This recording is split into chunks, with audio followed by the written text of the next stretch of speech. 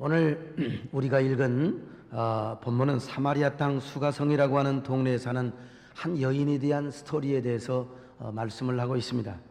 우리는 이 여인을 일반적으로 사마리아 여인이라고 부릅니다.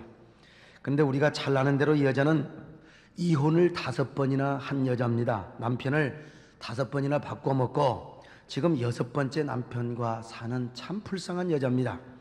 그러므로 당시 이스라엘 문화 속에서 이 여자는 개만도 못한 여자라 그렇게 취급을 받아도 싸지요.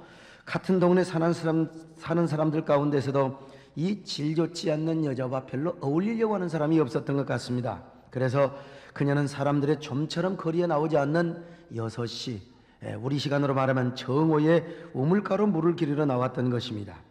이스라엘 땅에서 정오이면 얼마나 더운 날씨인 줄 아십니까? 그 시간에는 너무나 더워서 길거리에 사람이 안 나와요. 우물물에 우물 기르러 오는 사람도 없단 말입니다. 그들은 아침과 저녁에 주로 활동을 하고 일을 합니다. 그래서 그녀는 마침 사람이 나오지 않는 정오에 물을 들어 나왔던 것입니다. 그만큼 이 여인은 수치스러운 삶을 살고 있었어요. 그렇다고 해서 이 여자는 그 여자는 몸을 파는 장녀냐 율랑녀냐, 여러분 그것도 아닙니다.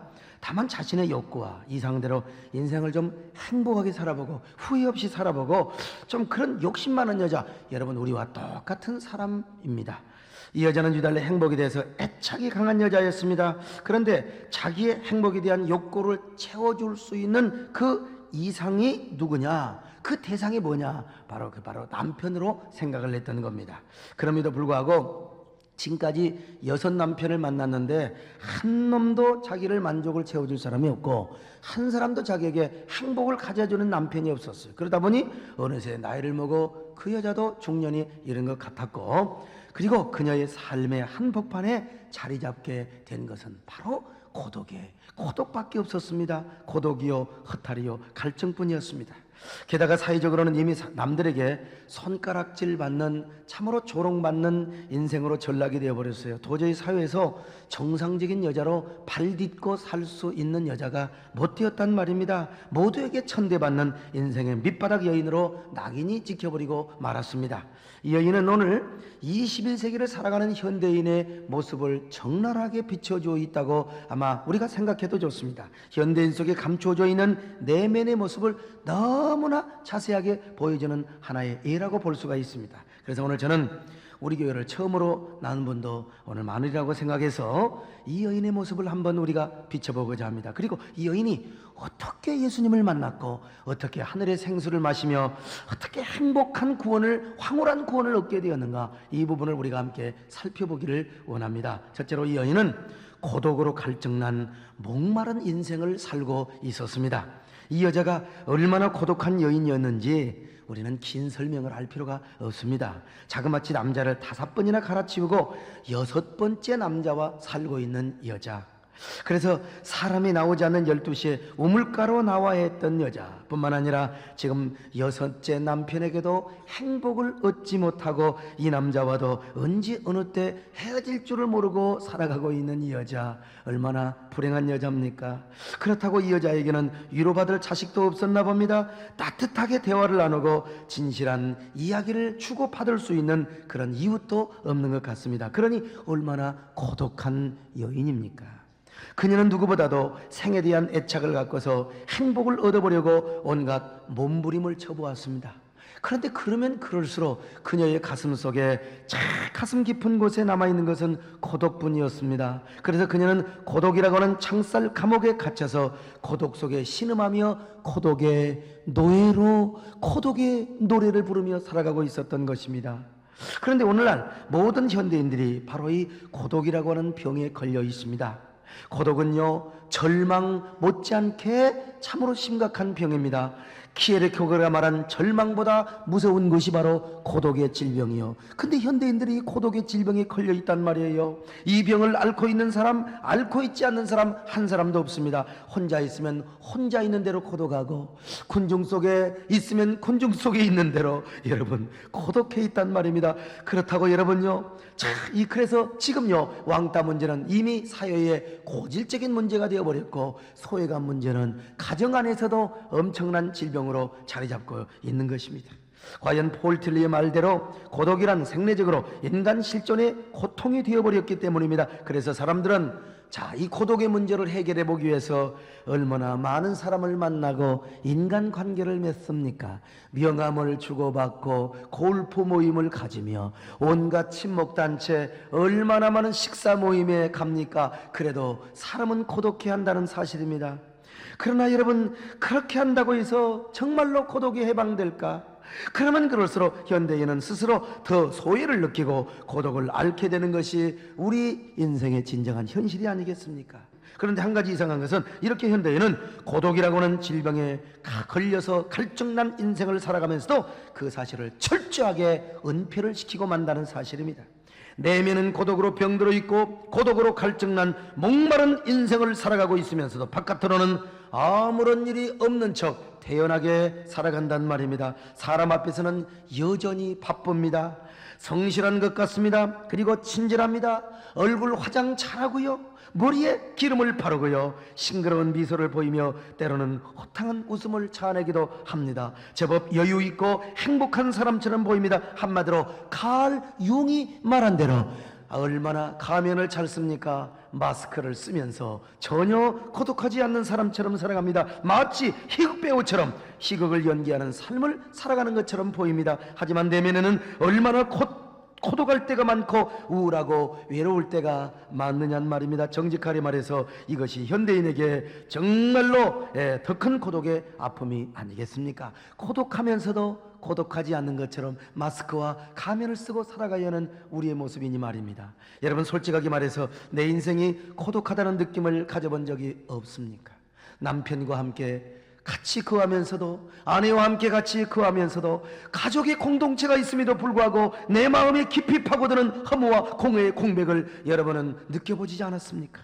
내 가슴 속에 내 힘으로 채울 수 없는, 나도 어쩔 수 없는 텅 빈 공허의 공백, 끝없이 갈증난 고독과 목마름을 여러분들은 경험해 보지 않았느냐는 말입니다. 그러면서 왜 내 영혼은 하나님을 도피하고 왜 부끄러워하고 있느냐는 말입니다. 그 이유가 어디에 있는 줄 아십니까? 바로 하나님과의 관계, 교제 단절 때문이며 그리고 자기를 상실했기 때문입니다. 바로 이 사실을 사마리아 우물가 여인이 우리에게 너무나 잘 가르쳐주고 있습니다.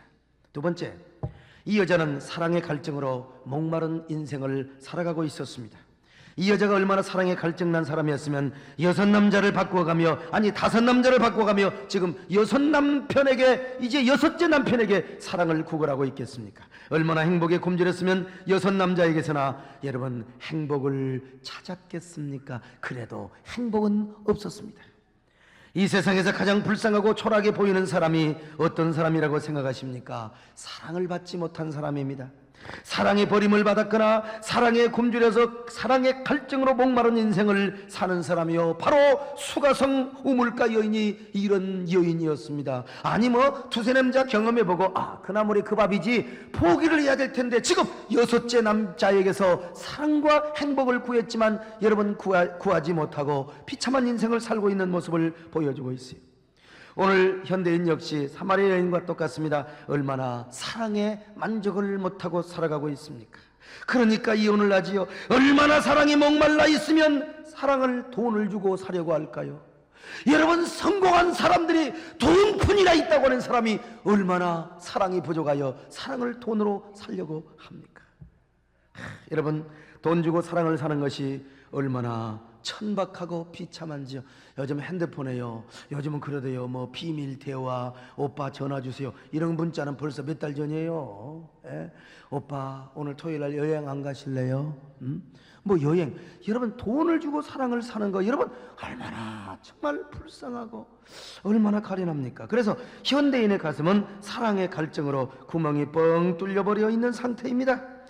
정상적인 사랑의 부도를 내버리고 서로가 고칠 수 없는 사랑의 질병에 여러분 전염되어 가고 있습니다. 꼭 그렇지만은 않더라도 현대인은 누구나 크건 작건 사랑에 목말라 있는 것만은 사실입니다. 그래서 자기에게 조금만 사랑에 관심이 없어도 얼마나 섭섭하고 상처를 받는지 몰라요. 항의를 하고 얼마나 컴플레인 하는 줄을 몰라요. 이럴 수가 있느냐고 말이죠. 왜 그런 줄 아십니까? 사랑의 근원이요 또한 영원한 사랑의 대상인 하나님을 잃어버렸기 때문에 그런 겁니다. 애당초 하나님은 우리를 사랑의 존재로 만드셨습니다. 서로 사랑하며 사는 존재, 사랑하지 않고는 죽어도 못 사는 존재로 만드셨습니다. 그런데 하나님은 인생을요 사랑의 존재로 지으시면서 가장 궁극적이고 근본적인 영원한 사랑의 대상을 누구로 정했느냐? 하나님으로 정해놨어. 하나님으로. 그래서 인생은 하나님을 먼저 사랑하며 섬길 때 거기에 진정한 만족이 있는 겁니다. 하나님을 사랑하지 않고 아무리 사랑하는 연인이 같이 거하고 아무리 행복을 서로 나누고 한다 할지라도 거기는 진정한 만족이 없습니다. 거기는 진정한 만족이 있을 수가 없는 겁니다, 여러분. 그러나 오늘날 현대에는 왜 그렇게도 사랑의 갈증을 느껴야 합니까? 이유는 뭡니까? 사랑에 굶주려야 하는 이유, 사랑에 목말라야 하는 이유, 바로 사랑의 대상을 잃어버렸기 때문입니다. 하나님을 사랑해야 됩니다. 하나님을 섬겨야 됩니다. 마음을 다하고 성품을 다하고 그리고 힘과 뜻을 다하여 하나님을 섬겨야 됩니다. 하나님을 사랑해야 됩니다. 거기에 인생의 목마름을 해결할 수 있고 사랑의 갈증을 해결할 수 있는 겁니다. 여러분, 이 사실을 수가성 우물가 여인이 얼마나 잘 가르쳐 주는지 몰라요. 엊그저께 저희 집사람과 그리고 우리 권사님 한 차를 타고 가다가 우리 장로 수련하면서 오대산 계곡을 쭉 가면서 제가 물어봤어요. 당신 말이야, 나 만나서 이렇게 좋은 구경도 하잖아. 그러니까 나 만나서 행복해 하네? 안 행복해? 그랬더니 아무 소리도 안 해요. 대답을 안 해요. 그러면 다시 태어나도 나 같은 사람 선택하겠어요? 그랬더니 골비였나요? 그래서 그랬어요. 어리석은 여자여, 하나님을 더 사랑해 보시기를 바랍니다. 그런데 이건 속으로 했습니다. 속으로. 세 번째, 이 여인은 영적인 갈증으로 목말라 있었습니다. 수가성 우물가 여인은 자기가 원한 대로 살고요, 자기가 생각하는 대로 살며 자기의 욕구를 충족시키면 거기에 참만족이 있고 행복이 있는 줄로 생각을 했습니다. 그러나 해봐도 만족은커녕 남는 것은 텅 빈 가슴밖에 없었어요. 텅 빈 공허의 공백, 영적인 갈증과 목마름밖에 없었습니다. 그래서 그녀는 이제 이 세상에 주는 일시적인 즐거움에 염증을 느껴버리고 이제는 영원한 영적 갈증으로 목마름을 느끼고 있었습니다. 바로 오늘 현대인들이 수가성 우물가의 여인처럼 착각을 하고 산단 말입니다. 인생을 섞고 살아갑니다. 사람들은 항상 착각하기를 내가 소유하고 싶은 거 소유하고, 내가 누리고 싶은 거 누리고, 내가 해보고 싶은 것 해보고, 거기에 진정한 즐거움이 있는 줄 알아요. 거기에 진정한 행복과 만족이 있는 줄 아는데 여러분 천만에요. 그러면 그럴수록 더 영적으로 공허하고 목마르고 갈증날 수밖에 없는 것이 우리 인생이라는 사실을 우리는 알아야 됩니다. 왜 그런 줄 아십니까?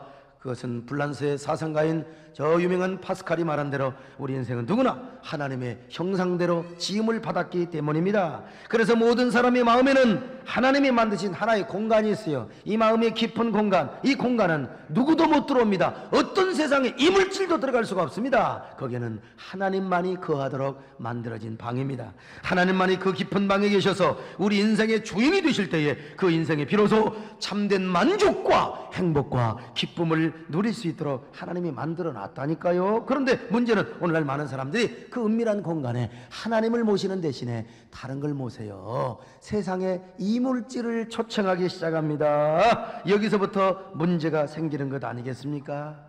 여러분, 그렇습니다. 이 텅 빈 공간, 하나님만이 거하실 수 있는 이 은밀한 안방에 하나님 말고 이 세상에 그 어떤 것을 채워도 여러분 우리에게 만족이 없습니다. 우리 마음속을 메꾸어질 수가 없습니다. 절대로 메꿀 수가 없습니다. 여러분, 오직 하나님으로만 우리 마음에 채워져야 거기에 행복이 있고 만족이 있다는 것 아니겠습니까? 저는 참 정말 하나님 다음으로 좋아하는 게 아마 이 자연, 산을 좋아합니다. 맑은 계곡에 가면은요, 얼마나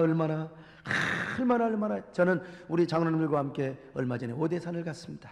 오대산 소금강 계곡을 올라가는데 이야, 얼마나 좋은지요. 그런데 그 구룡폭포 바로 아래에 어느 할아버지 할머니가 개나리 보찜을 싸왔는데 거기에 딱 돗자리를 깔아놓고요, 할머니는 마스크를, 얼굴 전체 가리는 마스크를 쓰고 베개까지 가지고 와가지고 딱 누워요. 아이고 죽겠다 눕더라고요. 근데 할아버지는 또 정력이 철철 남아 돌아가가지고 그리고는 가스 바나를 딱 펴놓고 먹을 것을 준비하고, 그리고 정말 그 할머니 되게 행복하더라고. 보니까 할아버지가 썽썽해가지고 먹을 걸 다 준비하는 그 모습을 보면서, 야, 비록 이제 서산 저 마루에 고개턱에 지금 계시는 할아버지 할머니 황혼의 나이지만 인생을 참 행복하게 사는구나, 내 인생의 노년의 모습을 내가 생각해 봤어요. 우리 집사람은 산에 올라가는 거 더럽게 싫어하는데 그럼 나 혼자 가야 되겠죠? 예. 그런데 정말 행복하게 참 살아가는 그 모습을 보면서요. 그런데 여러분, 아무리 산에 가서 천년만년을 살아도요, 여러분 만족이 없어요. 거기서 주님의 높고 위대하심을 내 영혼이 전혀, 이렇게 하나님 앞에 찬양을 하며 주님을 사랑하는 그 마음 속에 자연도 아름답게 보이고 거기서 만족감을 느끼는 거지, 구룡폭포 아니라 신룡폭포에서 가스 바나나 부침개를 부쳐 먹고 그리고 계란 후라이를 부쳐 처먹어도 여러분 거기는요 공의 공백밖에 없다니까요. 제가 산에 올라가서 심산이라고 하는 마음의 산이라는 시를 한번 지어봤어요. 한번 보세요. 산이 그리워 산에 왔는데도 산이 더 그리운 이유가 무엇입니까? 산을 사랑하여 산속에 왔는데도 가슴이 저리도록 외로운 이유가 무엇입니까? 산이 되고 싶어 산을 찾아왔는데도 마음이 시리도록 눈물이 나는 이유가 무엇입니까? 나무들 사이로 지는 해가 보일 때까지 산속에 앉아 있습니다. 한 줄기 바람이 스쳐가는데 나는 그 바람마저 잡을 수 없어 서럽기만 합니다. 아, 존재여, 사랑이여, 그리움이여, 내 마음의 산이여.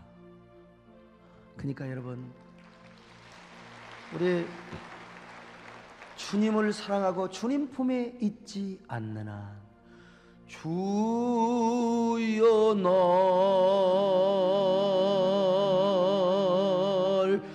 품어 주소서.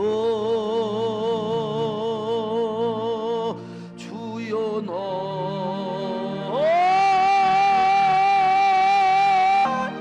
품어 주소서.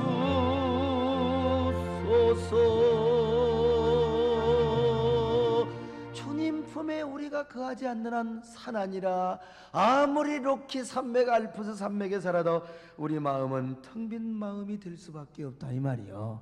그렇다고 돈을 채우면 채워진 줄 아십니까? 쾌락과 명예와 부귀와 영광, 권세, 욕망, 인간의 아름다운 사랑, 어떤 소유를 우리가 소유한다 할지라도 마찬가지입니다. 자꾸 그러니까 사람들은 그걸 모르니까 새로운 것을 바꿔봐요. 새로운 것을 바꿔본다니까 신기하고 새로운 것으로 바꿔보고 채워볼지라도 밑바닥이 깨진 둑처럼요, 부어도 항아리가 깨진 것처럼 부어도 여러분 만족이 없습니다. 오히려 갈증만 일으키고 더 허탈한 심정만 생긴다 이 말이. 오히려 더 허무하고 공허하며 그것들의 노예로 살아갈 수밖에 없어요. 그래서 근원적인 목마름만 느낄 뿐입니다. 마치 어린아이가 장난감이 있으면요, 엄마의 품을 떠나서 잠시 재미가 있어요. 그러나 이제 해가 뉘엿뉘엿질 무렵 갑자기 엄마 생각이 나면은 아무리 신기한 장난감 필요가 없습니다. 장난감을 주고 아무리 수표를 주고 돈을 줘도요, 엄마밖에 없습니다. 어린아이에게 필요한 것은 오직 엄마입니다.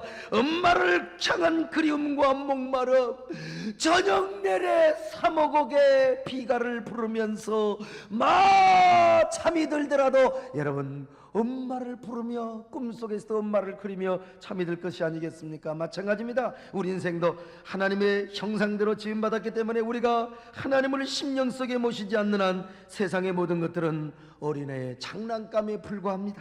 그러므로 인생이 하나님 앞에 돌아오지 않는 한, 여러분 하나님 앞에 돌아와서 주의 품에 안기지 않는 한 여러분 영적인 갈증은 끊임이 없을 것이요, 그 목마름은 영원히 채울 수가 없을 것입니다. 하나님 없는 인생은 어쩔 수 없이 목마름을 느낄 수밖에 없는 실존입니다. 그래서 하나님 없는 인생은 버려진 고아처럼 웁니다.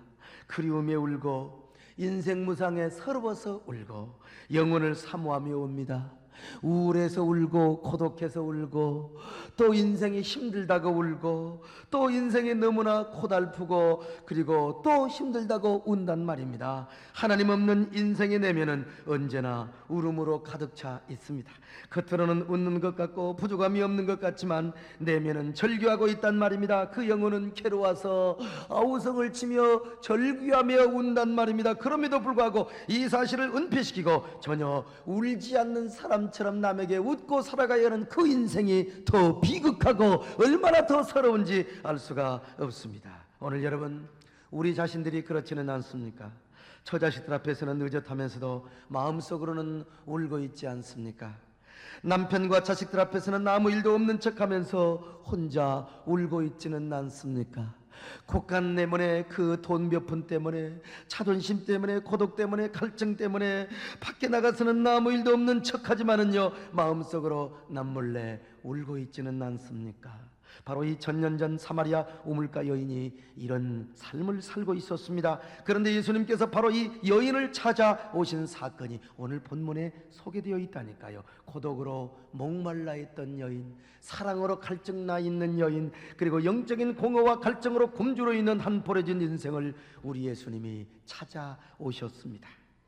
찾아오신 예수님은 여인에게 자신의 생수를 소개시켜 주셨어요. 이 물을 먹는 자마다 다시 목마르려니와 내가 주는 물을 마시는 자는 영원히 목마르지 아니하리라.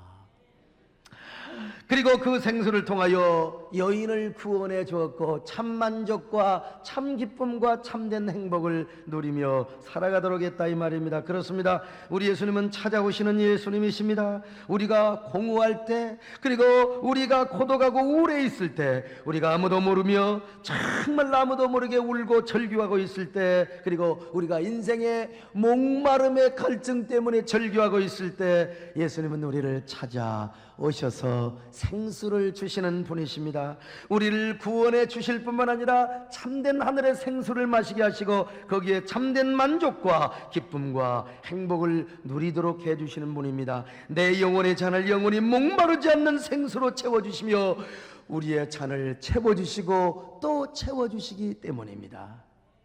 우리가 사마리아 여인 같은 사람은 아니었는가? 오늘 한번 잠시 생각해 보십시다. 하나님만을 모시할 마음의 깊은 공간에도 채워도 채울 수 없는 그 내 마음의 그 깊은 공간에 세상 것으로 채워왔지는 않습니까? 그래서 끝없는 고독의 갈증과 사랑의 갈증과 영적인 목마름으로 절규하며 지치며 살아왔지는 않습니까? 세상의 어떤 것들을 가져보려고 먼지만 일으키며 얼마나 곤고하고 피곤하게 인생을 살아왔지는 않습니까? 그러나 여러분이요, 오늘 우리가 예수님을 만나면 끝납니다. 예수님을 만나면 오늘 이 가운데 한 사람이라도 예수님을 모르는 분이 계신다면 오늘 여러분의 고독의 문제, 사랑의 문제, 영적인 갈증의 문제, 예수님을 만나면 모든 문제가 다 해결된다는 사실을 믿으시기 바랍니다. 그분 앞에 나가 내 영혼의 잔을 높이 들고 오 주여, 내가 나의 영혼의 잔을 높이 듭니다. 내 영혼의 잔을 채워주시고 내 영혼의 잔을 채워주옵소서.